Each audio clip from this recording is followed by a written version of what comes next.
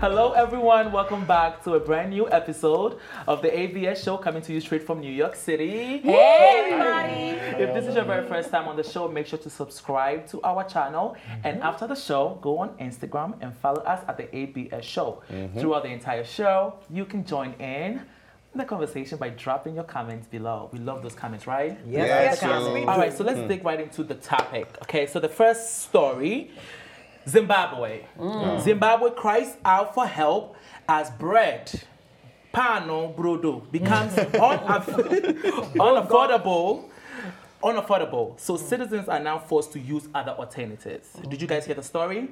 So the N-Score Africa Limited has raised the bread prices in Zimbabwe. Wow. So it went from $2.45 to $2.70 for bread. For a loaf of bread. Before it was $1.80. In your currency? Yes. Okay.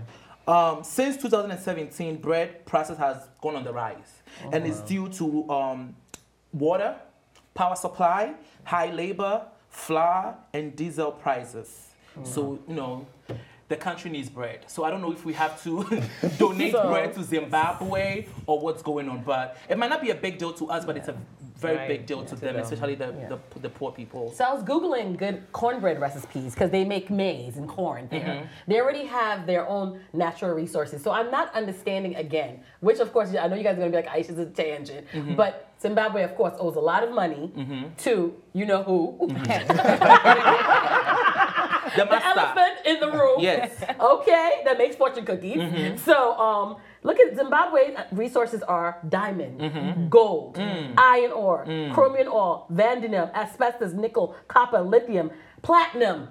They make all of these resources and they can't afford for their people to have bread. Yes. And also when they make cotton, soybean, corn. Soybean, you can make bread from soybean. There's wonderful bread recipes for soybean. There's wonderful bread recipes from corn. And if it comes to diesel, back in the days, you dig your hole, you put fire in the pit, and you can make your bread. You can bake your own bread. You can make your own oven, your own conventional oven. You don't need diesel. Let's take it back. Let's take it back. Even if we're going to take it back, and why in Zimbabwe don't they have money for stuff when they have so many resources? That's why it was so surprising to me with this story that they have all those natural resources and they can't afford bread. But then again, it's a poor person's problem. Yeah. Right. The focus really should be on electricity. That's it, because you can have all of these when there is no light to actually make it on industrial level to serve everybody. It's really going to be challenging. So I guess it's the same, electricity problem. But there was no light they in can the start from there. 1800s, though, and they still have bread. I think the focus should be on corruption. That's just the main issue, because the governments are giving up their resources to China. Fortune cookie man. And at the end of the day, there's no resources. So that's the main problem. Yeah. So this incident has happened before. It happened in 2008 where they had a shortage of bread, and the agricultural minister had said, his name was Gumbo. He said that it was as a result of the black farmers not wanting to farm on white land, or they didn't have access to, they had shortage of wheat, shortage of maize. That was the only reason they had then. This time, it's a lot of resources that factor in, a lot of misuse of resources that is actually factoring into the fact that they have shortage of bread. Not only is it meat, is it wheat and maize, you also have the fact that they have all these resources that is being milked by our external bodies that people feel is not a threat.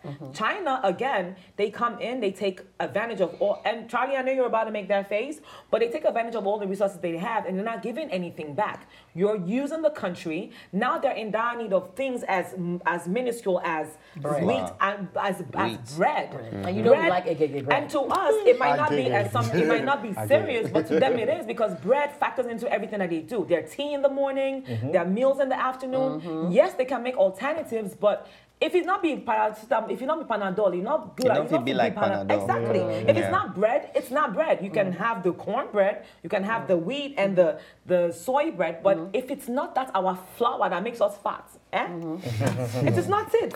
Sorry. And the reason why I said what I said earlier is because the bread has to be available for everybody, like a whole lot of people, like on the industrial level. Except maybe you're asking individual families to go and start learning how to make the traditional way for, it's really like sad. But the electricity needs to be restored. The average man lives on bread. Right. Even here. Yes. Let alone Africa and a Homeless country like people, Zimbabwe. The yeah. average Man man. must not live by bread alone. No. Yeah. But by what? But like other things like soy bread. Like- No, but it's very important, and they're very making important. their porridges thicker in Zimbabwe. Yeah, just to because there's survive. because there's no bread. Listen, I'm not about to sit here and blame China for bread. Okay, Whatever we do, we factor it it's back like to China. you can blame China all day, but the government in Zimbabwe need to do something, misusing and I the feel like it's not affecting them resources. directly. Right. They are probably over there eating pancakes and not bread. They are eating shortbread. You know them shortbread cookies.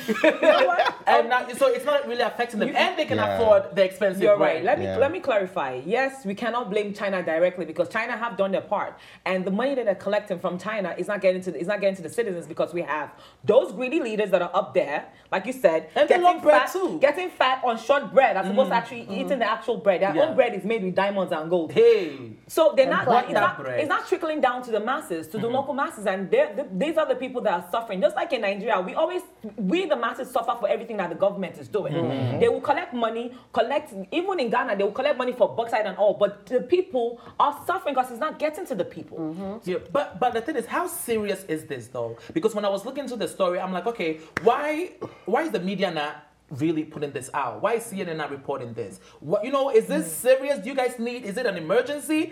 Should we start, donating bread to you guys? I want to know how serious it is. And if you're from Zimbabwe and you're watching, let me know in the comments if I could slide in some butter bread to you. Some sliced bread. I Some wanna sweet know. agege We got bread. planes. It looks like we are talking about food today. We're going to move on to the next topic. And it's Marks. And What's going on? this is a beautiful one and a welcome development. I'm personally excited about it. So Nigeria is now Africa's largest rice producer. Yeah, that's Big up. my Niger people.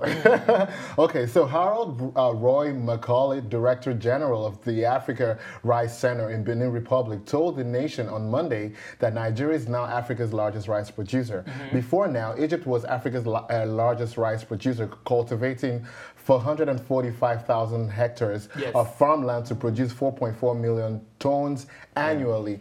And, because of this development, the Benin Republic, director as well wants to collaborate with Nigerian president in a way to maintain this for Africa, not just, Nigeria being the largest, and Buhari really, tried and to, foster the Can you local say that again? farmers. Buhari did what? He was encouraging the farmers as well. Like they had. I was reading about it. Yeah, Buhari loves farmers. And the herdsmen, especially. The Fulani herdsmen, especially. Those farmers. They had programs for farmers encouraging them with Dangote, fertilizers, literally. Buhari just Calm down. Let me finish. Go ahead. Finish your point. Yeah, they had programs for farmers, training them, aiding them with supplies and fertilizers and stuff like that. So yeah, we're there, and now we're collaborating with Benin to maintain the stuff for Africa Awesome. and That's Nigeria. awesome. Well, the only reason, because I'm going to forget what I'm trying to say, because it's right here. I'm happy that you're saying that. It's beautiful and it's nice. Number one, Buhari did that by, first of all, making the masses suffer. He blocked all the importation of rice, thereby making an inflation in the market for the present rice that we had in there, saying he wanted them to start producing rice. Okay. Number two, the only reason why Nigeria has surpassed Egypt is because Egypt cut back to reserve water. So if they did not cut back, we will not be there. Let us not start shining our teeth like we've achieved a lot. Making it look like it's a big thing. But now we're there. But So only How because did you get somebody there? died. it is what it is. You got there because somebody. is what it is. Hold on, let me Yeah, finish. go ahead. It's great. Listen, Yeah, I'm not yeah. hating, but I'm Yeah. just stating the fact. I'm just, Yeah. I'm just stating the I read fact. about it. And it's And not I'm shade. Nigerian. It's Of not course, shade. of course. The I read only about it, reason yeah. why you guys are now number one is because somebody fell back. Okay. For me, I hope this is good for Nigeria, and they will then fall back on still importing rice because they are still importing rice. They're Some still importing Nigerians, rice. some Nigerians still don't want that local fat big cheap rices that you guys are using for your jollof rice. They want Uncle from Ben's. China. They want rice from China. They want jasmine rice from China. They don't want that fat big, rice that you guys are using. So I hope this becomes, something that Nigeria will be proud of and invest in their own, right. I mean, just to piggyback on what he said, it's really great that we are moving and we're going to be the #1 exporters of rice, but we have to stop importing. So, we're taking it in, so it doesn't make any sense. There's still that surplus is happening and people are still starving. So, where is the rice now? Because if we have enough rice, everybody should be eating, right? Not only that, right? No, seriously. And one of the biggest rice conglomerate. Yeah. Dangote. Yes. So it's not like the small man on the street is able to sell his small rice and make his small money. Yeah. No, it is it's a mob, right? For but rice. this mass produce is not for consumption of Nigerians by Nigerians. Right. The mass produce is for exportation again because we are still importing the one that we are consuming. Right. That's why Benin Republic wants to collaborate with Nigeria because we are going to export to them. And one of the biggest industry of rice production right now is owned by Dangote. So the reason, like she said, the reason why there's a high production and we are #1 is because Egypt fell back, and Egypt will come back, and that #1 will not even last for long. I promise you. Which kind of begs the question: What's the next step? What's the next step? Are we going to continue to empower our farmers to do better? Yeah. Are we going to start using our own rice? Number two, for crying out loud, the rice is still expensive in the market. Let's take it there. So even if you are the largest producers of rice, our rice is still expensive. There are people that still cannot afford to buy rice. That's the reason why when during the elections they were buying people's votes with bag of rice. This 5 kg bag of rice. Because when they set the rice, like they set gold prices, they set silver prices, they set the rice prices. So they make it too high for the regular consumer, which is a disservice because when you talk about economics, but they're doing it purposely so there's one person in the market or one or two. You're switching like that. You nervous? What's going on? You're switch like the whole table. I mean, we're sorry to spoil your good news. It's good news for Nigeria, we're happy. But we know why. But that's what we do on this show. We bring in the facts and we dissect it. And we're not ripping Nigerians. No, it's okay. It's okay. I was even just thinking about it, like, even if Egypt didn't cut down on whatever it is going on there, I just like to, look at the bright side and see that something is actually happening. So speaking about bright side, let me give you some bright sides to it. If they're going to keep up with this demand, it's going to create more opportunities. It's going to create jobs for people to go on the land, to farms, to farmers and all of that. So that's some positivity for you today. Shut up, so we're going to move on to the next topic. Spitfire. Yes. So I think it's me. Is it you? Oh, Blitz. You know why? No, they're wearing the same. Yeah, the same thing. And they are celebrating International Women's Day. We are celebrating International Women's Day, International Women's Month for all the wonderful women out there. And we're talking about a woman. All right, so let's go. What's going on? So Nigeria, we have some good news. Yes, so Nigerian pilot Adeola Ogumole, right? Yes. Ogumala. See?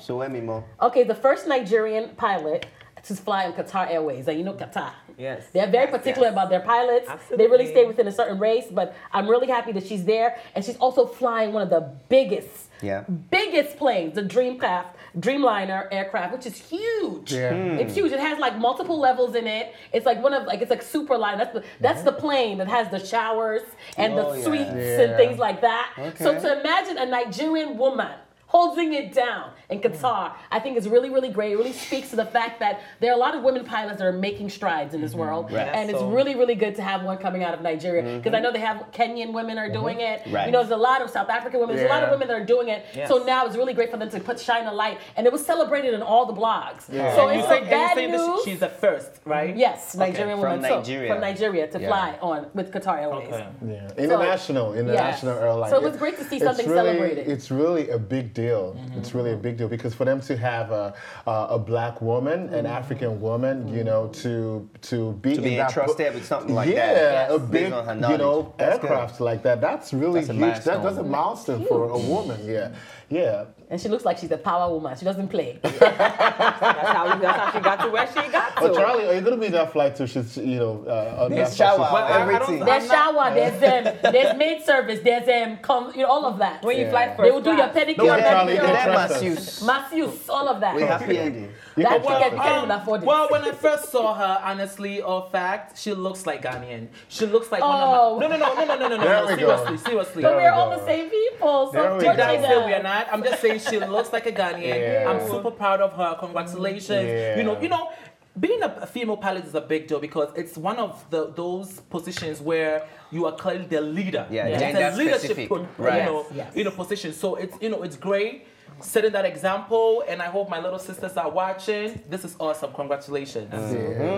Nice. What- You can do whatever you want to do if you set your mind to it. A lot of times in this, especially in this industry where she is, it's a male-dominated industry. Yes. Right. And for her to make it to the top to where she is right now, it just goes to show to our sisters that are coming up that even when they tell you it's a man's job, my dear, carry that hoe, carry that hammer, It's a take man's that work. screwdriver, that scratch, and go another car and do what you need to do. Because guess what? Not only men are built to do certain things, women too can do it, and even then some. Okay. Yeah, but it's not easy though because like you spend a whole lot of money to become a pilot. You do. The average person can spend up to $100,000. And who's giving them African women loans, especially to go to school to become pilots? So But baby, they already spend that much money going to Harvard Law School and Right. going to Columbia.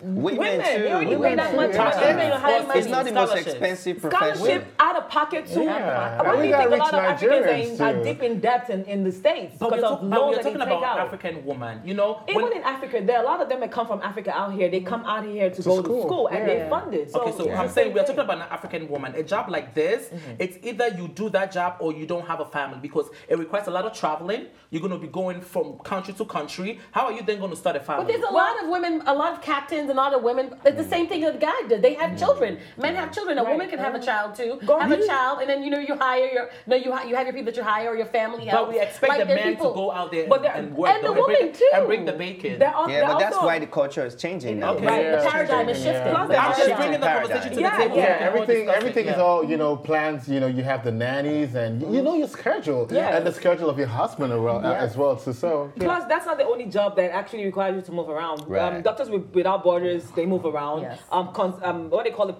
project managers move around. Consultants, they move around. They travel. Some of them have 70% travel in their, in their line of Timani, work. so would you marry a woman pilot? A woman pilot.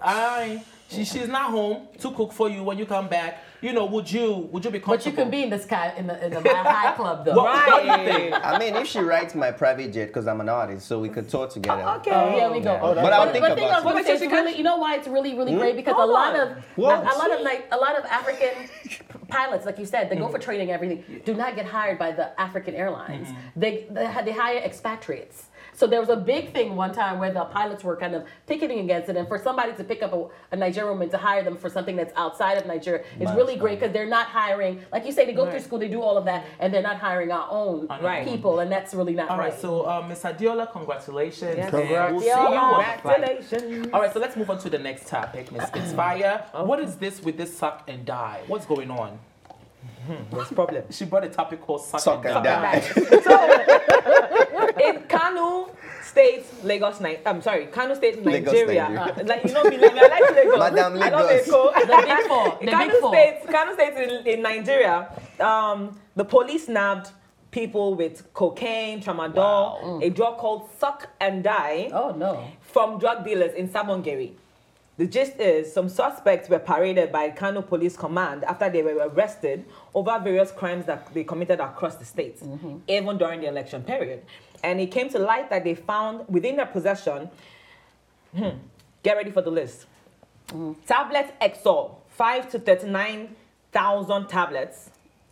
Some Syncozine 5, diazepam, Transilin, tramadol, the Those are prescription injection, drugs. Transilin, the injection, Yeah, those are prescription drugs. Meritinin, phenobarbital, penzoxanine, Zoltan, And all that is fake, injections, farmer. carbomanol, a bunch of stuff. Oh and these are in large quantities, as you can see on the They're screen. pharmacists. I'm telling you, this thing say I'm a chemist. This They one, are they are pharmacists, pharmacists, street pharmacists. So the general knowledge is that they have all these things pumped in the system because you know they just recently had the elections, and this was a way to get the youths to go out of whack and go and disrupt elections everywhere. Mind you, the Northerners are notorious. They're notoriously known for ingesting drugs, taking what do you call it, gum, getting high on gum, on the spirogyra that is on the gutter. They will peel the gutter and put, the green stain in the gutter and put it, they'll dry it out and they'll grind it and they'll sniff it.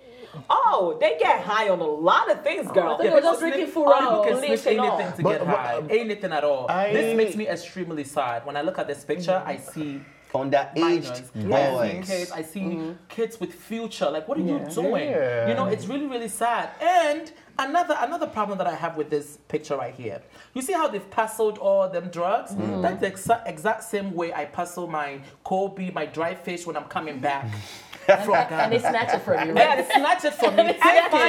It's the drug, but it's not. So this makes me really, really sad. What's going on? I'm wondering, how do they even have access to these things? Are you kidding me? What are you wondering?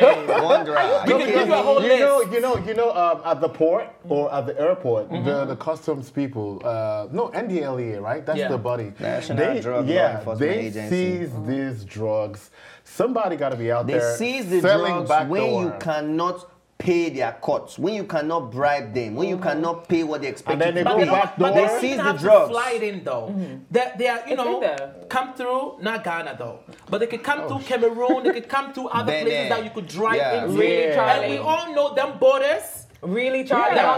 We had a story last year. Ghana does not share border with us. No, they come through Aflawo. No, we can drive. Togo, We can drive into Nigeria. I know, but not directly. The coastal areas. Well, we're still coming in through some way somehow. Right. And remember we had a show whereby, the guy at the border wanted 5,000 naira so they can let people go. Right. So people paid their way through. Paid their way through. They come through Aflawo. And also, this is a great interpretation of the drug epidemic that's happening in Nigeria. Absolutely. It's huge right now. We've reported about it quite a few times. There's a huge drug epidemic, and tramadol and some of these drugs are really, really detrimental to your insides. And first of all, like I said, hospital bills are really expensive. So as you are ruining your body with all of this medication, you got to be very careful because a lot of this is prescription medication. They give you for pain management. A lot is pain management medication that kind of makes you lucid. So it's a big, big problem. And I feel like the drug enforcement agencies need to really be working harder at making sure these are not coming across because somebody is bringing, because this is not made here. It's not made in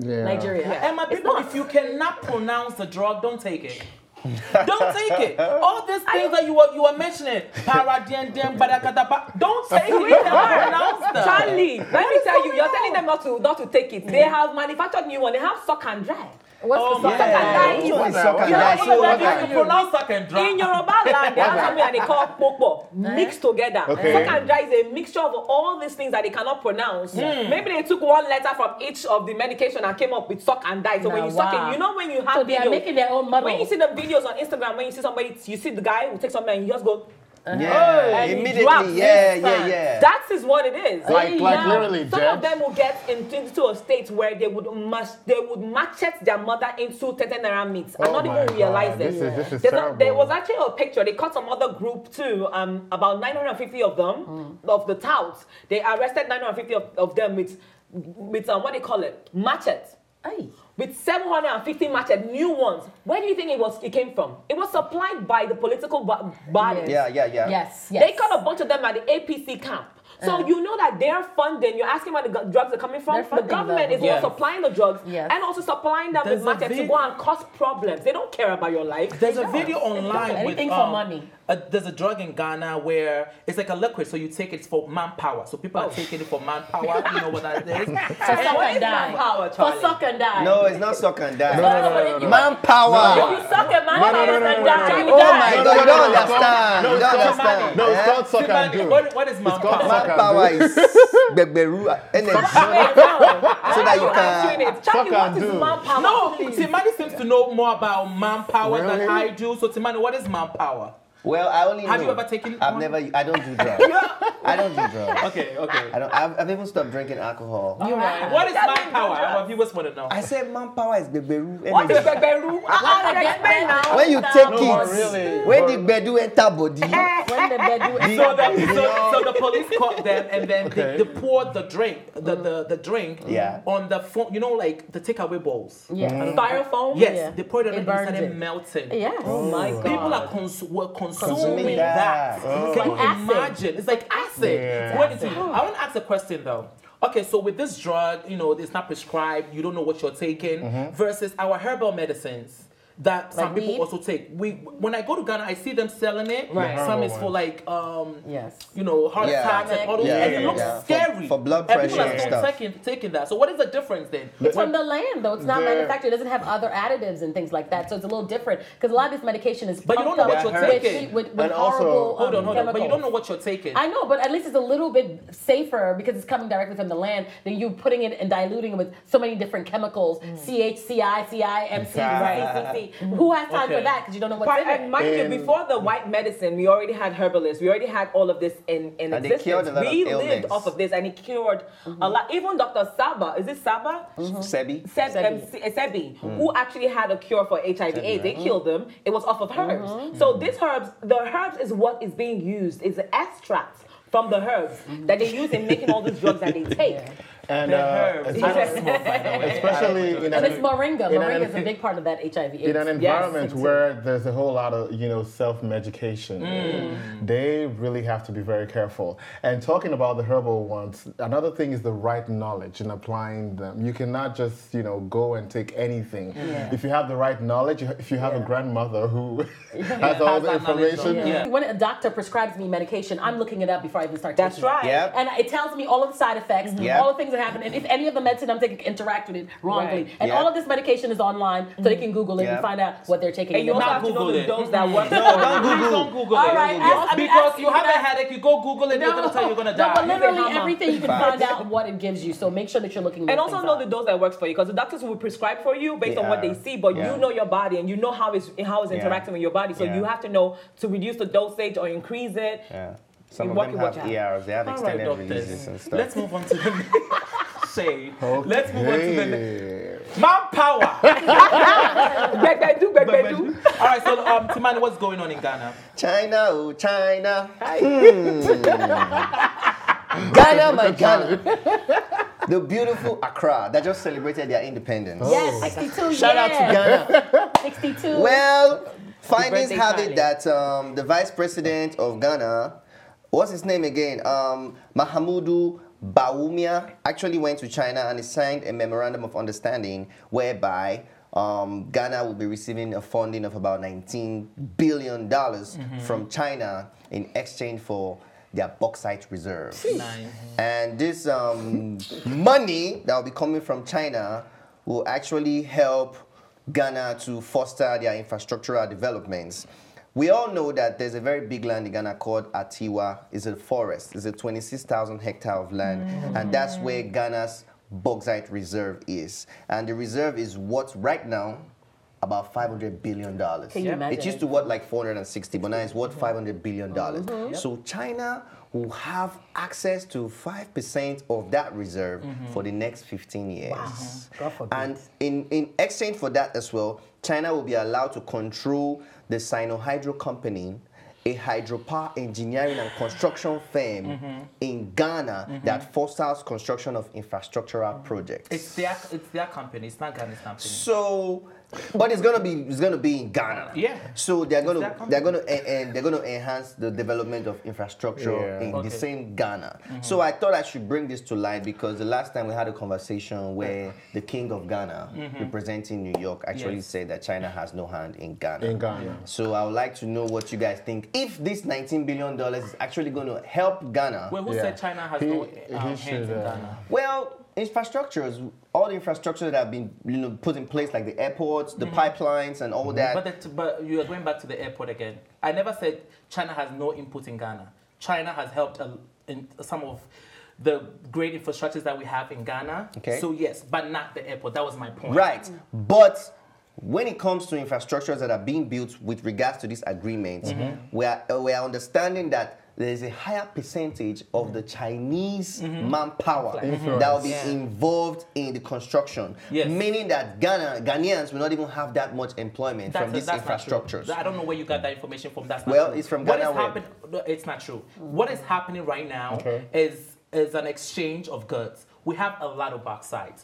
That bauxite that you mentioned, we have a whole lot more. That is just there. No, that's the major one. That is the major one, but we have others. We have a whole bunch of places where we have bauxite. So what is about to happen right now is we want China to come in, and in exchange of infrastructure that we need. Listen, let me explain to you, because that half of the room, they don't know what they're talking about. So this is the country where you have bauxite, right? And it's just, no, let me explain so you guys understand what's going on in Ghana, because this is actually a good thing, and most Ghanaians now it's a good thing. Yes, this is actually excuse me, it's actually a good thing, and most Ghanaians are proud of it. So let me explain to you. Let me educate you. I never believed Charlie would say anything from China to Ghana is a good thing. But shows here where I'm in support of Chinese invasion, though. You guys know Charlie, that. fire that. You're in support of Chinese invasion. We had that conversation here. Go back to the yes. So let me explain. Let me explain to you. And just understand where it's coming from. So we have a bunch of bauxite there, and it's just there. Just chilling, right? And then our Minister of Finance is saying, okay, we need more roads. We need, train stations or whatever. So in exchange of this bauxite, you're gonna build this for us. You're gonna build that for us. You're gonna build that for us. And then, for me, it makes sense, because the bauxite are just chilling and nobody's using it. But the last time I recall, all of this barter arrangements wasn't really a good thing for you. No, I never said that. Okay. Go back and look at previous episodes. So do you think? Let me jump in. So the only thing that is disturbing about it is that bauxite is created into aluminium, right? Yes. Aluminium, which they sell back to us. Right. So not only are we giving them something that they're going to sell back to us, aluminium. So we're going to buy that back. So then it's like a counterclockwise. Because how are we going to ever finish paying off some of those debts? How is that going to help the economy? And then also they're actually putting the price. The price is not even. It's trillions of dollars of bauxite, right? And they're paying us less. They're paying Ghana less money than it deserves for bauxite. No, that's not true. That's not true. What is in the reserve? They're not paying less. Listen. Bauxite, right? The way they are counting the metric ton or whatever, bauxite is like $396. Yes. Aluminium is $2,170. These niggas, white niggas, are taking your bauxite, manufacturing them into other types of aluminium, and they are selling back to you for $2,170. That's over 10 times what one bauxite costs. My nigga, what are you talking about? How does that make sense to the economy? What? How does that make sense? Are you listening? But they're not selling back aluminium to us. That's not what it's happening. So you guys are manufacturing aluminium in Ghana? What we are doing, we are exchanging. It's an exchanging of goods that we are doing. So then what then do we do that we have a whole bunch of bauxite in the forest and it's not being used? What then do we do? I've told you before, a lot of Africans travel abroad, study, understand these things, and never come back. That's the thing. Another thing, get the knowledge, come back, and teach the people how to value their resources. That is the solution. Let her talk, she hasn't said anything. So in Guinea, right, this same incident happened in Guinea. Guinea was also had bauxite. They still have. They had they actually had more than Ghana at one point. China came in and offered them a $20 billion loan to get bauxite over the period of 20 years. What they did was go in and destroy Guinea. They were taking out the bauxite, taking out from the locals. The locals were not getting anything. They were destroying their lands, digging everywhere. Water was unbearable. They couldn't drink water. They couldn't function. They just took and kept moving out. They didn't even they supplied jobs, gave the locals about 17,000 jobs they created. But then at what cost? To their detriment. So when you're saying that I think I'd rather you have your bauxite sitting there as opposed to you getting the bauxite, creating and giving it back to me for more than the amount that you actually took it for. And in addition to that, destroy our land. Our people are not even benefiting at all from this so-called exchange that you're getting. So yes, they get to build infrastructure for you guys. You get a loan from them. They get bauxite from you for what? For the span of 15 years? 15 years. Mind you, in that course of 15 years, the cost of bauxite goes up, but you're getting it for the amount that they're That you have collecting it for signed. at that point in time. Just like Liberian. Right? Who, at the long run, who's at loss? You are going to be at loss. Well, they're already at loss at the also, beginning, and Seth, also, not even the I'm long going to run. pipe in that we know that Africa has been taking a lot of loans from China, right? But Ghana is on the list for Because Ghana has so many resources. 69% of the GDP of Ghana is being owed, and then eventually it's going to be 100%, but they're going to owe other people. And Ghana, a land that's rich with everything. Why can't we create our own stuff? Why do we have to go outside and talk to somebody to tell us to fix our stuff? It makes no sense. One more thing. Why can't we? It goes back to the technical know-how that we always talk about. We don't have the knowledge, and you said it last week that somebody comes in to teach you how to make it. But the thing about it is I that why feel can't like we this deal, hire- we are not Guinea or whatever It's another country that thing. you mentioned. We are not that country. I trust my Minister of Finance to know what they are doing, so we are not going to end up like Guinea. Can I say We one know last what we thing? are doing. Yeah. This is a trade, and it's going to be in good favor for us. Can I say one last thing, please? Yes. So one thing, when they're having these agreements and contracts with everything going on, one thing I want the government of Africa, all countries to consider and look into right now is these Chinese people, when they come set up these structures and employ citizens, they don't treat them well. They don't treat them well. Honey. It's almost like a slavery experience. They don't pay them well. In your own land, it's don't really know. terrible. They So don't- if you have to bring these people to help What did your and government do do for some them border, before? I'm just saying generally. I don't like if you have to bring these So you're people saying we in. should shut up and drive. If That's what you're saying. If you bring them in, Wow. put somewhere in the But Max, they contract. don't care enough for your life, for your country to even want to do care about anything. your Let Max pocket. finish. Max finish, please. It's really terrible. Put it in the clause in the contract. If you have to employ the citizens and everything, pay them well. They're human beings. they You have know, some benefits we and cannot stuff. bring you in and help us, and we help you, and you employ our citizens and give them a slave experience. Let me- Not to talk about the Few health. words. Not to talk about the Let me health throw back- hazard, The health environmental hazard. pollution, Thank and all you. Oh my that. God. Nobody's going The to take care of health them. hazard. The Thank Chinese you. need to go back to their Thank you. country And we will and be be there for treated, them. and everybody It's in Ghana will it's die terrible. of ailments. And before the Chinese people treat the employees well, our own government should do the same as well. Absolutely. Yes. Talk to them. Government, Tell them, lead, Charlie. lead. We're Tell gonna them. move on. We're gonna move on, and this is the end of the show. We love you for watching. Let us know in the comments your thought on these topics. As always, you're watching the ABS ABS Show. Bye. Thanks for watching, and if you liked this episode, don't forget to subscribe, like, and share. See you next time.